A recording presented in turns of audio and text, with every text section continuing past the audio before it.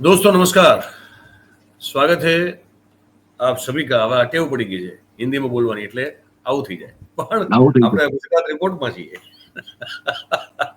તો દોસ્તો નમસ્કાર, ધ ગુજરાત રિપોર્ટમાં આપ સૌનું સ્વાગત છે। હું છું આપનો દોસ્ત મયુર જાની અને મારો ભાઈબંધ હિમાંશુ ભાયાણી। હવે આજે જે વાત કરવાના છીએ અમે એને સીધા મુદ્દા પર આવી જઈએ, અને આ એડિટ નહીં થાય, જેમ સેમ જવાનું ચિંતા ન કરો। ભાઈ થાય તો થાય, ભૂલ શું કરીએ। પણ આજે જે આપણે વાત કરવાની ને, ભૂલમાં કંઈ એવું નથી કે આપણે કંઈ હાથી મારી નાખ્યો, ઠીક છે।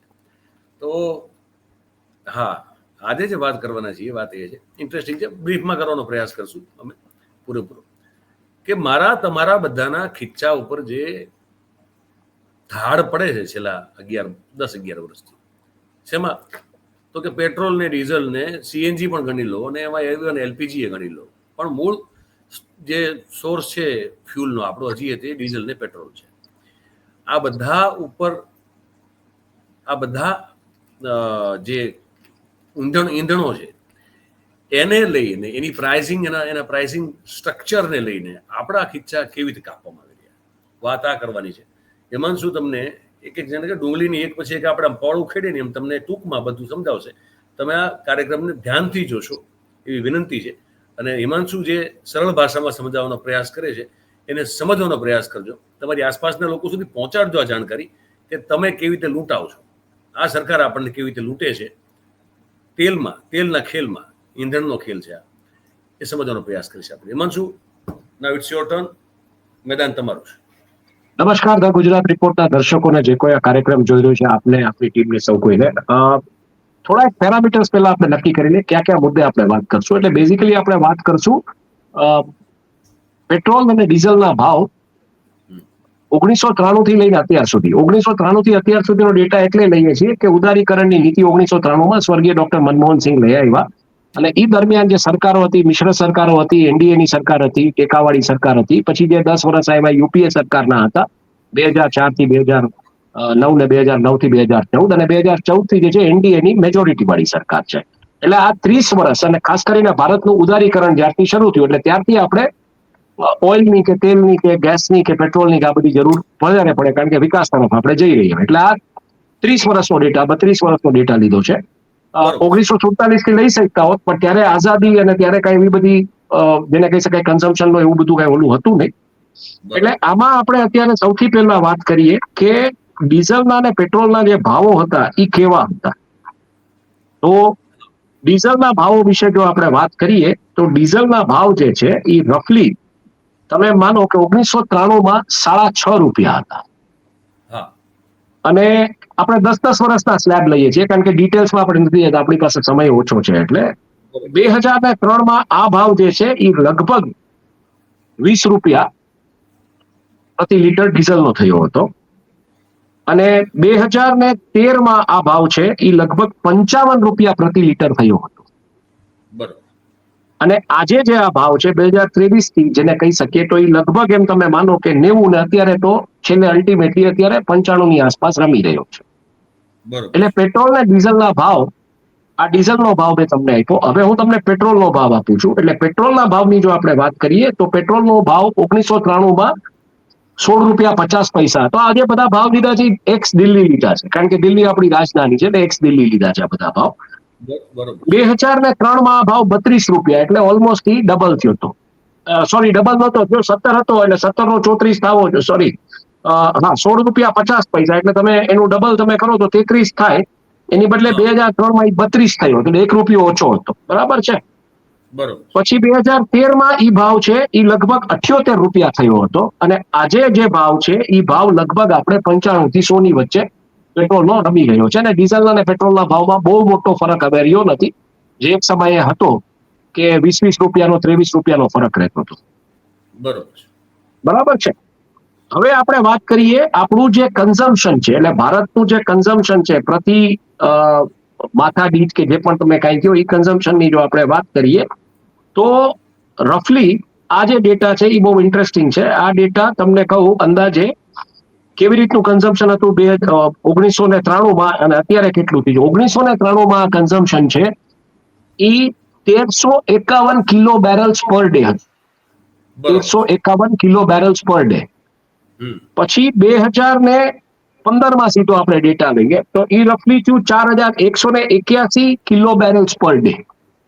અને આજે 2025 જો આપણે વાત કરીએ તો એ 4181 માંથી આજે પહોંચ્યું છે 5742 કિલો બેરલ્સ પર ડે. રાઈટ. ઠીક છે. હવે જે આપણે વાત કરીએ છીએ એ બેઝિકલી સ્ટ્રક્ચરની વાત કરશું કે પ્રાઇસિંગ કેવી રીતના હોય છે, પેટ્રોલ ડીઝલનું આમાં કેવી રીતના સરકારના ટેક્સીસ છે શું છે એ તમારે સમજવું પડશે. અને એના પછી આપણે વાત કરશું કારણ કે તેલ આપણે આયાત કરીએ છીએ એટલે જે ફેક્ટર્સ ઇન્ટરનેશનલી ઇમ્પેક્ટ કરે આપણને, કરન્સીના ભાવ, કાચા તેલના ભાવ, ફ્રેટના કોસ્ટ જે કાંઈ હોય એટલે જે જહાજથી જે આવે પર બેરલની ફ્રેટ કોસ્ટ કેટલી છે અત્યારે, ક્યારે થઈ હતી, અત્યારે કેટલી છે, અને ઇન્સ્યોરન્સ કોસ્ટ એ જે ક્રૂડનું જે આવતું એનો ઇન્સ્યોરન્સ પે કરવો પડતો જે તે કંપની છે. એટલે આ બધા ફેક્ટર્સ આપણે સ્ટડી કરશું. એટલે એમાં મૂળ કાચો ખર્ચ જે જોઈએ આપણે બેઝિકલી 35 થી 40 રૂપિયા પ્રતિ લીટર છે. એટલે એનું કન્વર્ઝન કરવાનું, રિફાઇનિંગ ને આ બધી કોસ્ટ. પછી રિફાઇનિંગ ને પરિવહનની કોસ્ટ છે. એમાં જે તમે પેલો અત્યારે ટ્રાન્સપોર્ટેશન અને રિફાઇનિંગ કોસ્ટ ગણી લીધી આવી જાય એમાં?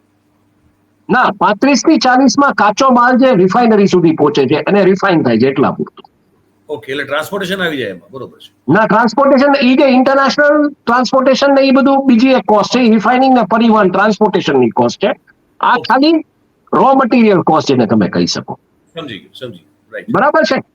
હવે રિફાઇનિંગ ને પરિવહનની જે કોસ્ટ છે ટ્રાન્સપોર્ટેશનની ને રિફાઇનિંગની એ લગભગ થાય છે 10 થી 12 રૂપિયા પ્રતિ લીટર. અને ત્યારબાદ એ માલ જે તમારા પેટ્રોલ પંપ સુધી પહોંચે અને પેટ્રોલ પંપ વાળા જે ડીલર હોય તમારી ગાડીમાં કે તમારા 4 વ્હીલરમાં કે 2 વ્હીલરમાં જે માલ પૂરે તમારા 3 વ્હીલરમાં એ ડીલરોને જે કમિશન મળે છે એ 3.5 રૂપિયા પ્રતિ લીટર છે. હવે આ આંકડાઓ ઉપર ધ્યાન આપજો. એટલે ટેક્સ વગરનું જે ઓઇલ કે પેટ્રોલ કે જે પણ કઈ તમારા સુધી પહોંચે છે એની કોસ્ટ કેટલી થાય છે? 35 થી 40 રો મટીરિયલ કોસ્ટ, 10 થી 12 રૂપિયા પ્રતિ લીટર રિફાઇનિંગ અને ટ્રાન્સપોર્ટેશનની કોસ્ટ અને 3.5 રૂપિયા ડીલરનું કમિશન. હવે આનો તમે હિસાબ મારો તો રફલી આ થાય 45 ને બીજા 3.5 એટલે તમે 48.50 બોટમ ઉપર એટલે 49 લઈને ચાલો. અને પીકમાં 40 અને 12 42 ને બીજા 3.5 એટલે લગભગ તમે લઈને ચાલો 46 રૂપિયા. બરાબર છે.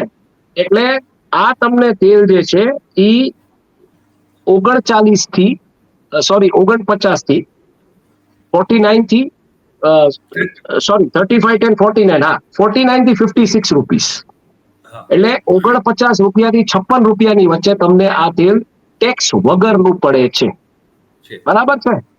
હવે તમે આના 49 એટલે 50 લઈને ચાલો અને 49 ને 56 ની વચ્ચેની એવરેજ તમે લઈને ચાલો 7 વચ્ચે એટલે રફલી તમારે 53 53 જેવી એવરેજ આવે. 53 53 જેવા એવરેજ પ્રાઇસ ઉપર તમે આઈડિયલી ગણીને ચાલો તો કેન્દ્રીય એક્સરસાઇઝ ડ્યુટી છે એ 19 રૂપિયા 90 પૈસા પ્રતિ લીટર છે. Central excise duty. Central excise duty છે એનું તમે કમ્પેરિઝન અત્યારે કરો તો જીએસટી નો જે મોસ્ટ લક્ઝરી સ્લેબ જે છે 40% એની આસપાસ આવે. કે તમે 50 રૂપિયા 52 રૂપિયાના તેલ ઉપર 20 રૂપિયા તમે આ પ્રકારનો ટેક્સ કલેક્ટ કરો છો. એટલે એ લક્ઝરી કેટેગરીનો ટેક્સ થયો જીએસટી મુજબ. હજી બાકીના ટેક્સીસની હું ગણતરી કરાવું છું. ત્યારબાદ રોડ અને ઇન્ફ્રાસ્ટ્રક્ચર સેસ કે 13 રૂપિયા પ્રતિ લીટર છે. અને જુદા જુદા રાજ્યોમાં જે વેટ છે એ રફલી 15 થી 17 રૂપિયા પ્રતિ લીટર છે.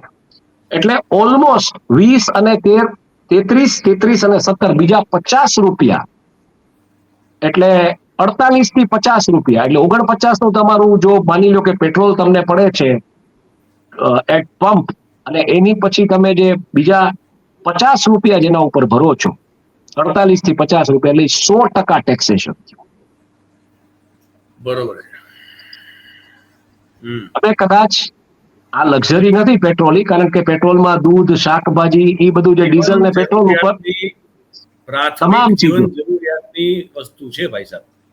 તમામ ચીજો એટલે તમારી દૂધ શાકભાજી મીઠું મરચું હે ને કોથમરી દવાઓ પીવાનું પાણી બિલકુલ એટલું જ આ પ્રાથમિક જીવન જરૂરિયાતની વસ્તુમાં ગણાય. બરોબર છે. અને પ્રીમિયમ અલ્ટ્રા પ્રીમિયમ ટેક્સ લે સરકાર આની માથે. એટલે અલ્ટ્રા કરતા અલ્ટ્રા રિચ પ્રીમિયમ ટેક્સ છે. એટલે તમે કદાચ આને લક્ઝરી ટેક્સની કેટેગરીમાં નાખી દો, સપોઝિંગ જીએસટીમાં, અને તમે એમ કહો કે ભાઈ કેન્દ્ર સરકાર ને રાજ્ય સરકાર વન ટેક્સ વન નેશનની જે વાત છે એમાં તમે આને નાખો, એટલે તમારું પેટ્રોલ ખાલી તમે આ 20 રૂપિયા જ ઉઘરાવો જે સેન્ટ્રલ એક્સાઇઝ નાથી, તમે જીએસટીમાં કન્વર્ટ કરી દો અને લક્ઝરી કેટેગરીમાં લઈ જાઓ, તો ઈ તમારું પેટ્રોલ છે ઈ રફલી તમને પડે વધીને તમે 49 આઈ મીન 49 તમે બીજા 20 ઉમેરી 50% એડ કરો ને, ચાલો ને 40% જીએસટી સમજી નાખીએ. 50 અને 70 રૂપિયાનું તમને બોટમમાં પડે, અને અપમાં 76 એટલે 76 રૂપિયાનું તમને પેટ્રોલ પડે. તો આજે તમે જે ભરો છો એના કરતા લગભગ એમ તમે માનો કે 20 થી 21 રૂપિયા ઓછા, 24 થી 30 રૂપિયા તમને ઓછું, જે અત્યારે તમે ભરો છો એના કરતા તમને ઓછું પડે, ઓછા ભાવે પેટ્રોલ પડે. હવે બીજા જે 13 રૂપિયા 40% સ્લેબમાં ગણી લેવામાં આવે તો સ્લેબમાં, એટલે લક્ઝરી સ્લેબ, બરાબર છે, લક્ઝરી ગણો તમે. હું તમને એમ કહું છું, હાલો જરૂરિયાતની ચીજ ભૂલી જાઓ, લક્ઝરી ગણો, બરોબર છે.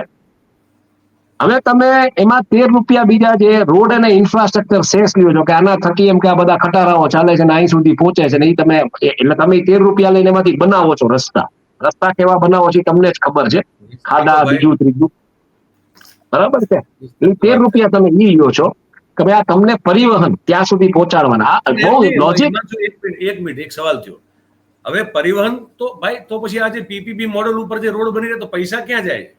એક મિનિટ, ના, આ રોડ અને ઇન્ફ્રાસ્ટ્રક્ચર ટેક્સના જે પૈસા પર લીટર 13 રૂપિયા સમથિંગ પૈસા લેવામાં આવે છે, જો એ લેવામાં આવતા હોય તો પછી આ ટોલ ટેક્સ શેના માટે લેવામાં આવે ભાઈ?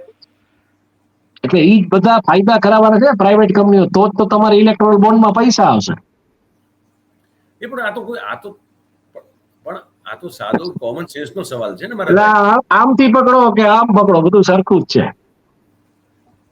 તો આ લૂંટ છે ટૂંકમાં, આપણે બીજું કઈ જાજુ નથી કેવું. આ એક પ્રકારની લૂંટ છે જે સમજવાનો આપણે પ્રયત્ન કરીએ છીએ, આપણે નહીં બોલીએ કે આ લૂંટ છે કે નહીં, એ દર્શકોને નક્કી કરવા દો. કેવું પડે કે લૂંટ છે, કોઈ સવાલ એટલે તમે જે પ્રશ્ન રજૂ કર્યો એ બહુ ઓબ્વિયસ પ્રશ્ન છે કે તો પછી આ છે ના, એમ તમે આ તો ઓલરેડી લઈ ગયો છો. પેટ્રોલ જયારે હું ભરાવું છું ત્યારે એની અંદર હું ટોલ ટેક્સ આપી દઉં છું. તો અહીંયા રોડ ઉપર છે ને આપણે બધા નાખીને લે આપણી પાસે. જયારે વાહન લઉં છું ત્યારે રોડ રજીસ્ટ્રેશન નો ટેક્સ આપી દઉં છું, અને પેટ્રોલ ભરાવું છું ત્યારે ટોલ ટેક્સ ઓલરેડી આપી દઉં છું. પણ આ ટેક્સ કેવો છે? આ ટેક્સ એવો છે કે આ રસ્તાઓનો ઉપયોગ તમારા પેટ્રોલ પંપ સુધી આ પહોંચાડવા માટે જે કોસ્ટ છે એની સેસ છે. એટલે ઈ 13 રૂપિયા કદાચ કદાચ તમે આમાં ઉમેરી દો આ 40% વાળા જીએસટી સ્લેબમાં, તો બીજા 15% એટલે 15-17%, એટલે 55 થી 57% જેવો લક્ઝરી અલ્ટ્રા લક્ઝરી ટેક્સમાં તમે આ જ પ્રોડક્ટને નાખી દો ને, આ જ પ્રોડક્ટને, તો રફલી તમે માનો કે 13 રૂપિયા તમે જે ઉમેર્યા એટલે ઈ તમને પેટ્રોલ જે છે ઈ પડે રફલી 83 થી ઓલમોસ્ટ બીજા 13 તમે ઉમેરો 77 માં, એટલે 79, 83 to 89, 90, 83 થી 90 રૂપિયા, તોય 10 રૂપિયા, 5 થી 10 રૂપિયા તમારા છે, બરાબર છે. હવે એના ઉપર વેટ છે, એટલે વેટ છે સ્ટેટ ગવર્મેન્ટ કલેક્ટ કરે છે, વેલ્યુ એડેડ ટેક્સ, બરાબર છે. એટલે એ માની લો કાઢી નાખો, કારણ કે તમે ઓલરેડી અલ્ટ્રા રીચ કેટેગરીમાં નાખી દો છો, તોય પેટ્રોલ સસ્તું પડે. અને એમાં તમે 20% એથેનોલ બ્લેન્ડ કરો છો.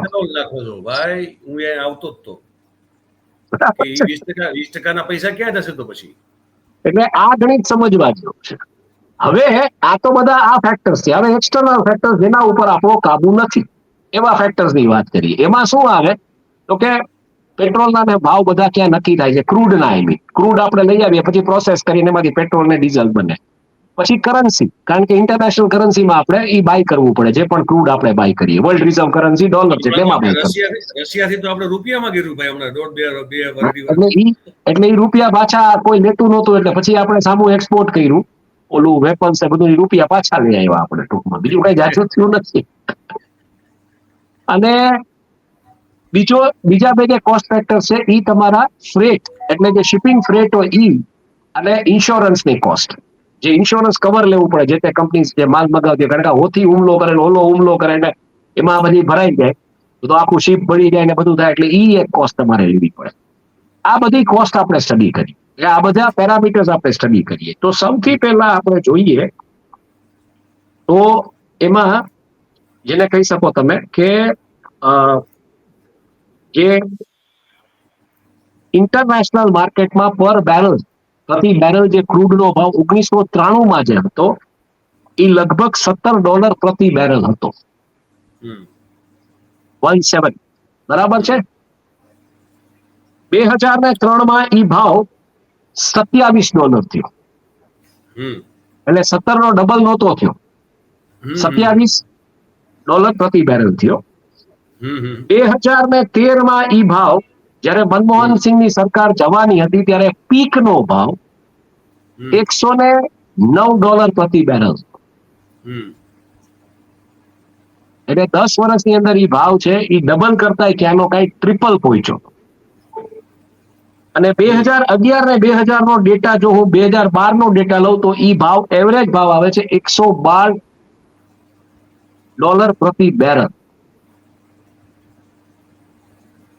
પેટ્રોલની કિંમત ત્યારે પેટ્રોલની કિંમત ત્યારે ડીઝલની 55 હતી અને પેટ્રોલની કિંમત ત્યારે 72 કે 78 હતી, એટલે લગભગ ₹23 ફેર હતો ડીઝલ ને પેટ્રોલ વચ્ચે પીક ઓઇલ પ્રાઇસીસમાં. કારણ કે ત્યારે ગવર્મેન્ટ ઓઇલ સબસિડી આપતી હતી અને ગવર્મેન્ટ એ રીતના જે બધી કંપની છે ને એનો લોસ કમ્પન્સેટ એ રીતના કરતી હતી. બરાબર છે. કારણ કે ઈ લક્ઝરી પ્રોડક્ટ નહોતી, ગવર્મેન્ટ સમજતી હતી. પ્લીઝ ટ્રાય ટુ અન્ડરસ્ટેન્ડ કે આ નેસેસિટીની પ્રોડક્ટ છે. જે કહેવામાં આવે છે ને આપણને કે આટલું દેણું કરી નાખ્યું હતું ઓઇલ માર્કેટિંગ કંપનીઝનું નાનું તેનું, પણ ઓઇલ માર્કેટિંગ કંપનીઝ એના માટે જ બનાવવામાં આવી છે. ગવર્મેન્ટ ઈ સબસિડી એટલે જ લે છે, વર્લ્ડ બેંક થી માંડીને બધા લોન્સ એટલે જ લઈને સબસિડાઇઝ કરે છે. કારણ કે પૂરે કે છે ને ખાડા પૂર્યા ના, ખાડા પૂરીને શું કરી લીધું, નવા ખાડા પડ્યા છે, એનું શું એ તો તમે જુઓ. હવે આ તમારા બેન્ચમાર્ક પ્રાઇસિંગ રહ્યા. આજની તારીખે 2013 નો મેં તમને ભાવ આપ્યો, 2023 આ ભાવ પહોંચી ગયો તો 82.64, એટલે કે $83 પ્રતિ બેરલ તમે લઈને ચાલો. અને કોવિડ વખતે આ ભાવ પહોંચી ગયો તો એવરેજ ભાવ, કારણ કે નેગેટિવમાં આવતું હતું, $42 પ્રતિ બેરલ. કોવિડ વખતે પેટ્રોલ સસ્તું નહોતું, બરાબર છે. અને 2025 આજનો એવરેજ પ્રાઇસિંગ આવે છે $72 જેવું આવે છે, અને આજનું લાઈવ પ્રાઇસિંગ હું લઉં તો $67 પ્રતિ બેરલ આવે છે. બરાબર. આ તમારા પર બેરલ નો જે ક્રૂડ ઓઇલ નો ભાવ છે એ મેં તમને આપ્યો. એટલે એમાં જે આપણે રો મટીરિયલ કોસ્ટ જે બધું કન્સિડર કર્યું એમાં આપણે $70 પ્રતિ બેરલ નો ભાવ લીધો હતો ને ₹83 કરન્સી નો ભાવ લીધો હતો. બરોબર છે. હવે આપણે આવીએ છીએ બ્રેન્ટ ક્રૂડના તો આપણા ભાવ આવી ગયા. હવે આપણે આવીએ છીએ ડોલરના જે એક્સચેન્જ રેટ હતા એના ઉપર આવીએ છીએ. 1993 ડોલરનો જે ભાવ છે એ 30.49 એટલે ₹30 પ્રતિ ડોલર હતો 1993 બરાબર છે. 2003 આ ભાવ 45.85 એટલે ₹46 પ્રતિ ડોલર થયો 2003 10 વર્ષના ગાળામાં. 2013 જયારે મનમોહન સિંહ સરકારની છેલ્લી ટર્મ હતી યુપીએ સરકારની, ત્યારે આ ભાવ હતો 58.60 એટલે 59 હું લઈને ચાલુ છું, ₹59 પ્રતિ ડોલર. 2023 ઈ પહોંચી ગયો છે ₹84 પ્રતિ ડોલર. બરોબર. અને આજે ગઈકાલે જે બંધ રહ્યો રૂપિયો એ 88.20 એ બંધ રહ્યો છે, એટલે રફલી ઈ ભાવ પહોંચી ગયો છે આજે ₹88. પણ જે મેં પ્રાઇસિંગ વખતે જે મેં $70 પ્રતિ બેરલ ક્રૂડ લીધું છે આજે 67 નું છે, અને રૂપિયો 83 નો લીધો છે, એમાં ₹5 નો ફરક છે, જાજો ફરક નથી. બરાબર છે. એટલે આ બધા પ્રાઇસિંગ તમે કમ્પેર કરો. આ બધા 70 વાળો જે આઈડિયલ મેં લીધો છે 70 × 83 કરું તો ₹5,800 પ્રતિ બેરલની કોસ્ટ આવે છે. પીક મનમોહન સિંહની સરકારની સમયનું જે હતું અને એને ₹58 નું મલ્ટીપ્લાય કરું તો ઈ ભાવ લગભગ એટલો જ આવે છે 5,800 5,900 જેવો. અત્યારનો ભાવ હું કેલ્ક્યુલેટ કરું 67 જે ક્રૂડ નો ભાવ છે 67 ઇન્ટુ હું 88.20 લઉં તો ઈ ભાવ આવે છે 5,909, એટલે ઓલમોસ્ટ ઈ જ પેરિટીમાં હાલે છે. બરાબર છે. એટલે આજનો 5,909 થાય આજની સરકારમાં જે તેલનો ભાવ છે ને ડોલરનો ભાવ છે મનમોહનસિંહની 112 વાળી પીક આપણે મનમોહનસિંહની 112 વાળી આપણે મલ્ટીપ્લાય કરીએ 58 આરે તો ઈ ત્યારે પહોંચે છે 6496. એટલે આજની જે સરકારનો ભાવ છે એના કરતા 700 રૂપિયા વધારે મોંઘું તમને ત્યારે ઇન્ટરનેશનલ માર્કેટમાં ઓઇલ મળતું હતું. તોય ભાવ કંટ્રોલમાં હતા. કોઈ ભાવ કંટ્રોલમાં 72 રૂપિયા હતા. 72 78. બરાબર છે.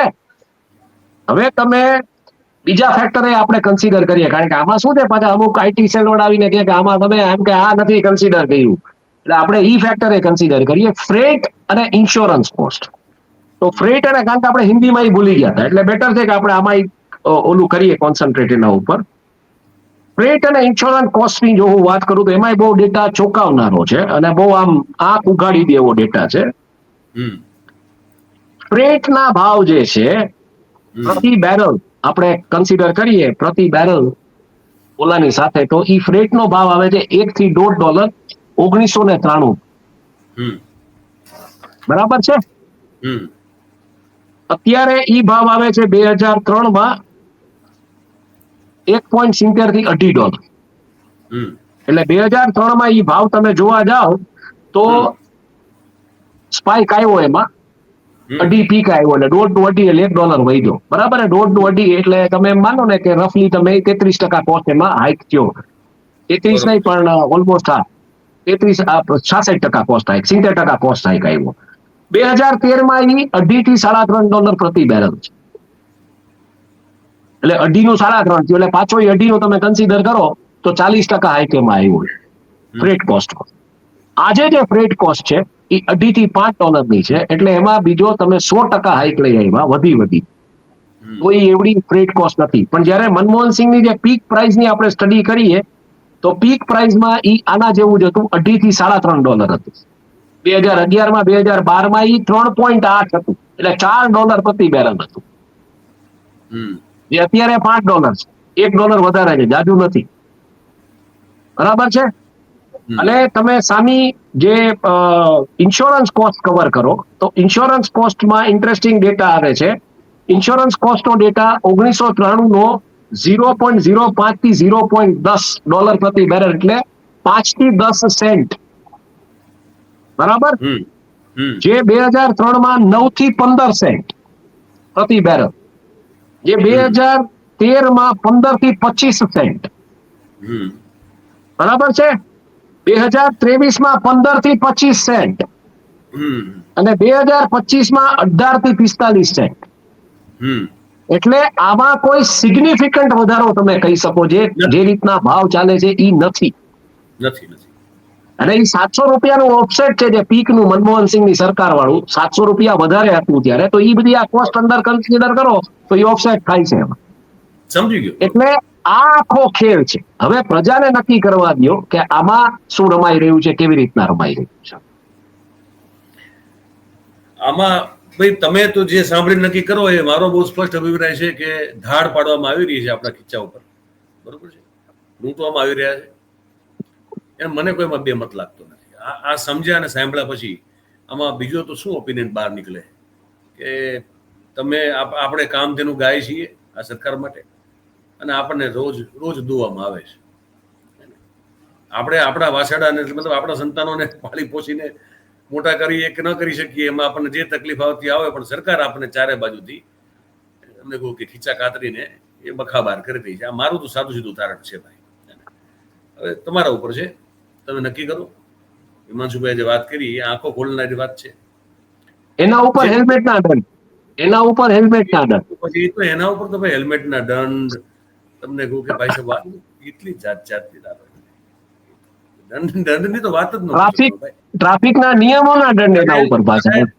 તને ખબર, હું તો કહું ભાઈ હવે તો ઈ ચલનના નામે ફ્રોડ થઈ રહ્યા છે. એટલે આપણને ખબર નથી પડતી કે આજે નોટિસ આપણને કોઈ મેમો આવ્યો છે તો એ ટ્રાફિક પોલીસ તરફથી આવ્યો છે આપણને ઈ મેમો કે કોઈ ફ્રોડસ્ટર મોકલી રહ્યો છે. લોકોના હમણાં આજનો કે કાલનો દાખલો છે. હમણાં એક જણાના 3,40,000 ખાતામાં જતા રહ્યા ઈ ચલનમાં. હવે એને એમ કે ભાઈ મારાથી ભૂલથી કંઈક ટ્રાફિકનો ભંગ થઈ ગયો છે તો આવ્યું છે ચલન. જેવું એ લિંક ઉપર ક્લિક કરી કે ખાતામાં બધા 3,40,000 ઉડી ગયા.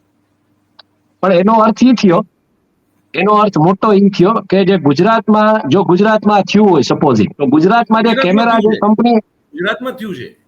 અને ગુજરાતમાં જે કંપનીએ કેમેરાઝ લગાડ્યા છે એ કંપનીની તપાસ થવી જોઈએ. એના કેમેરા ઇટ મીન્સ હેકેબલ છે, એના કેમેરા હેકેબલ છે અને ઈ કંપનીની તપાસ થવી જોઈએ. ગુજરાતમાં જેણે પોતાના આવા કોન્ટ્રાક્ટના કે પોતાના પાવરનો ઉપયોગ કરી અને આ બધા કેમેરાઓ જ્યાં લગાવડાવ્યા છે બધાના ગળા પકડીને એની તપાસ થવી જોઈએ કે આ તમારા બાપુજીનું નથી ભાઈ, કે આવી રીતના તમે પ્રજાને લૂંટવાના આખા કારસા બનાવો છો. બરોબર છે, બરોબર છે.